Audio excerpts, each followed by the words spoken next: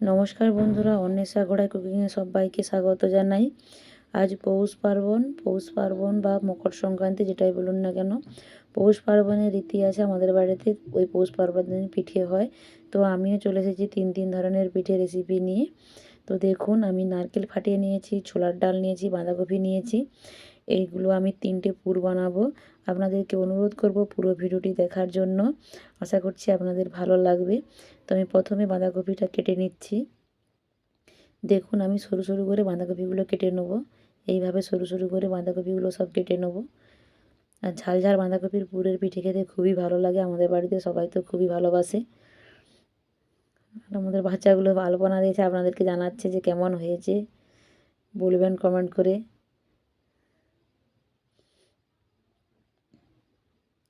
তো সব বাঁধাকপিগুলো আমি এইভাবে কেটে নিচ্ছি। আমার বাঁধাকপিগুলো সব কাটা হয়ে গেছে। আমি এবার ধুয়ে এটা পরিষ্কার করে নেব। তারপর আমি আলুগুলো কেটে নেব। সব আলুগুলো আমার ছেলা হয়ে গেছে। এইবার আমি আলুগুলো সব কেটে নিচ্ছি। দেখুন, এখন ছোটো ছোটো করে আলুগুলো কেটে নিতে হবে। সব আলুগুলো আমার কাটা হয়ে গেছে। এবার আমি এখানটা পরিষ্কার করে নেব। পরিষ্কার করে নিয়ে এবার আমি চলে এসেছি নারকেল কুড়ব। দেখুন, আমি নারকেলগুলো সব কুড়িয়ে নিচ্ছি।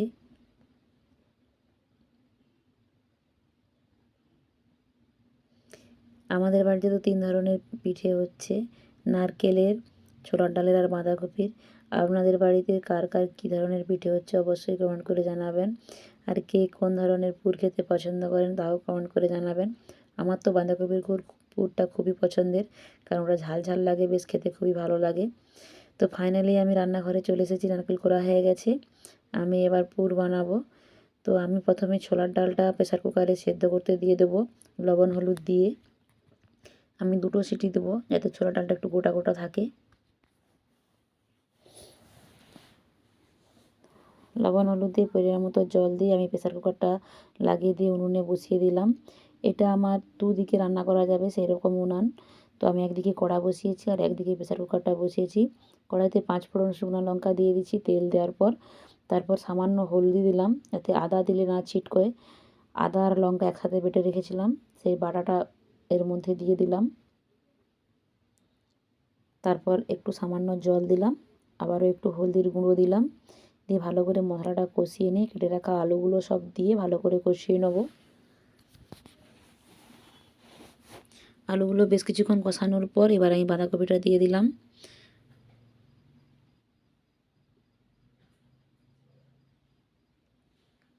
বাঁধাকপিগুলো ভালো করে নাড়াচাড়া করে বেশ কিছুক্ষণ ঢাকনা দিয়ে ঢেকে দেবো। দেখুন, অনেকটাই কমে গেছে। প্রেসার কুকারে 2টো সিটি হয়ে গেছে। এবার আমি প্রেসার কুকারটা নামিয়ে নেব। আর একটা হাঁড়ি বসিয়ে দিলাম। হাঁড়িতে বেশ কিছুটা জল দিয়ে দিলাম। জলটা গরম হতে দেব পিঠের এঁঠেল বানানোর জন্য। বাঁধাকপিটা আমার হয়ে গেছে, জল শুকনো শুকনো হয়ে গেছে। এবার বাঁধাকপিটা আমি নামিয়ে নিচ্ছি। এবার কিছুটা জিরে দিয়ে দিলাম, প্রায় 2 চামচের মতো। এটা ভেজে নামিয়ে নিলাম। গুঁড়ো করে আমি বাঁধাকপিতে দিয়ে দেব। গুঁড়ো হয়ে গেছে, আমি বাঁধাকপির মধ্যে দিয়ে দিলাম। আর এদিকে এটা সেদ্ধ হয়ে গেছে। দেখুন, গোটা গোটাই আছে সব কলাইগুলো। এগুলো আমি কড়াইতে ঢেলে দিলাম। এবার একটা পাটালি গুড় দিয়ে দিলাম। জলটা শুকিয়ে এলে আমি নারকেল কোড়া দিয়ে নাড়াচাড়া করে নামিয়ে নেব।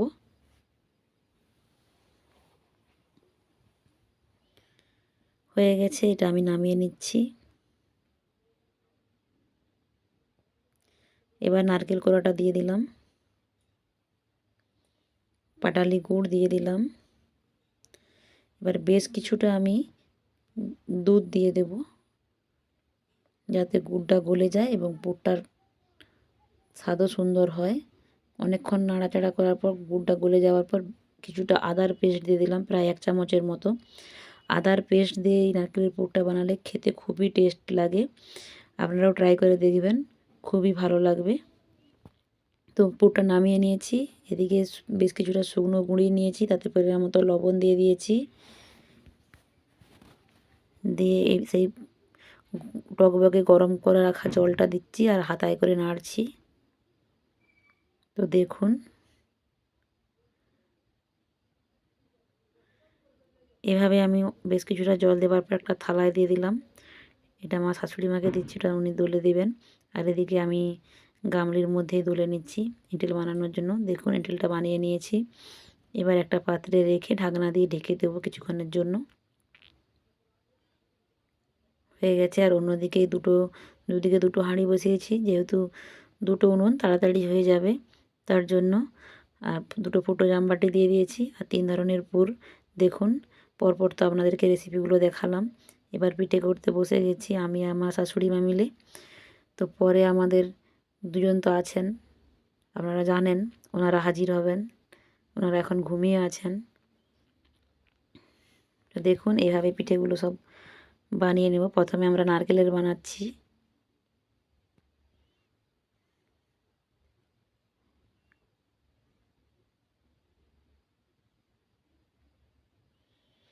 অনেকগুলো পিঠে বানানো হয়ে গেছে। এবার আমি পিঠেগুলো হাঁড়ির মধ্যে দিয়ে দেবো। তো প্রথমে একটা আমি খড় ধুয়ে পরিষ্কার করে দিয়ে দিয়েছি, তার উপর পিঠেগুলো দেবো। খড়ের উপর পিঠেগুলো দিলে কেউ কারোর সঙ্গে লেগে যাবে না, আর পাত্রের সঙ্গে আটকেও যাবে না। তো ঢাকনা দিয়ে ঢেকে দেবো সেদ্ধ হওয়ার জন্য। এবার আমরা বাঁধাকপির পিঠে বানাবো। বাঁধাকপির পিঠে বানাতে হলে একটু বড় বড় সাইজের বানাতে হয়, নাহলে পুর ধরবে না। তাই জন্য আমরা একটু বড় বড় সাইজের বানাচ্ছি বাঁধাকপির পিঠে। তো কে কে ঝাল ঝাল পিঠে খেতে পছন্দ করেন অবশ্যই কমেন্ট করে জানাবেন। আমার তো ঝাল ঝাল পিঠে খেতে খুবই ভালো লাগে এবং আমাদের বাড়ির অনেকেই খুবই পছন্দ করে। এই পাত্রটাতে বাঁধাকপির পিঠে দেবো। এটাতে একটা খড় দিয়ে দিচ্ছি, তারপর পিঠেগুলো দিয়ে দিচ্ছি।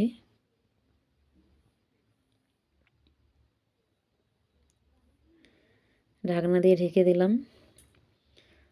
দেখুন সব ঘুম থেকে উঠে হাজির হয়ে গেছে এসে।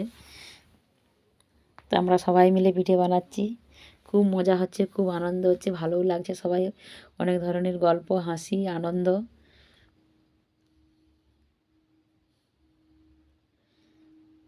তো কাদের কাদের বাড়িতে এরকম সবাই মিলে বসে আনন্দ করে পিঠে বানাচ্ছেন অবশ্যই কমেন্ট করে জানাবেন।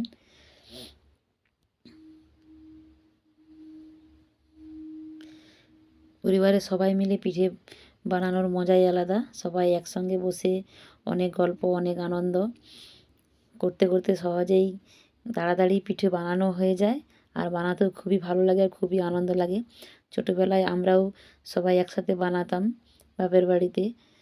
তো আবার শ্বশুর বাড়িতে এসে আমরা সবাই মিলে একসাথে বাড়ির সবাই মিলে পিঠে বানাচ্ছি।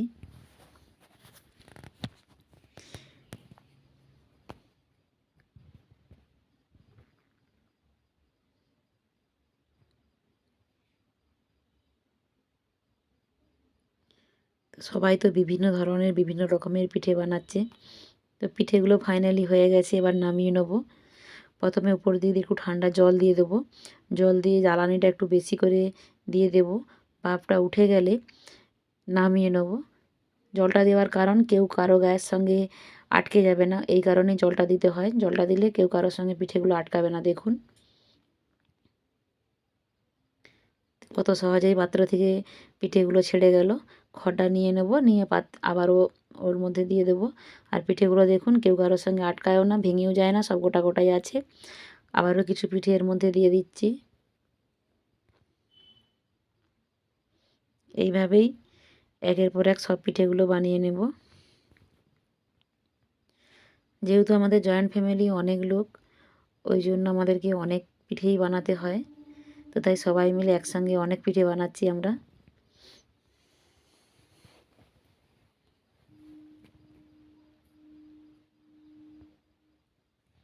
তো দেখুন এগুলো কফির পিঠে।